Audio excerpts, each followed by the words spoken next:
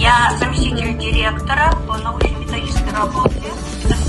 Надеемся, что сегодняшняя встреча станет площадкой для обмена опытом, полезными идеями и практическими. Николаевна, здравствуйте, уважаемые участники методического онлайн-семинара. Я приветствую вас. И интерактиву, обучение менеджменту через цифровые аналитики данных, гибридные форматы и микроинструментов. И поэтому цифровые технологии меняют форматы интерактивной платформы, которые определяют деятельность в обработке данных по прогнозированию решений и составлению отчетов.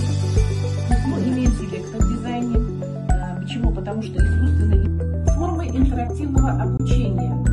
Формы обучения, мы можем сказать, что это вид занятий.